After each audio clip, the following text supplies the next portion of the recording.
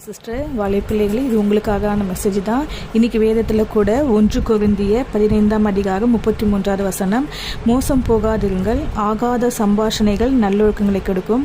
அடுத்த வசனத்தில் தெளிந்தவர்களாக இருங்கள். ஆமாம் பிள்ளைங்களா, ஆகாத சம்பாஷணைகள் நல்லொழுக்கங்களை கெடுக்கும். தெளிந்தவர்களாக இருக்கணுமா.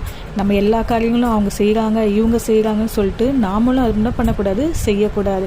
செஞ்சால் யாருக்கும் தான் கெட்ட பேர், நமக்கு கெட்ட பேர், நம்மளை பெற்றவர்களுக்கு கெட்ட பேர், நீங்கள் போகிற சர்ச்சுக்கு கெட்ட பேர், நீங்கள் படிக்கிற கல்லூரிக்கு ஸ்கூலுக்கு கெட்ட பேர்.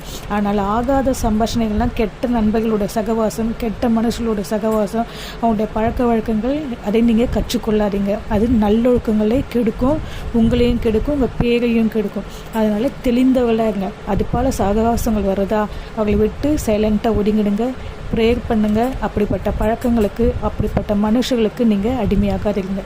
கர்த்தர் தாமே உங்களை ஆசீர்வதிப்பாராக. ஆமென். Praise the Lord.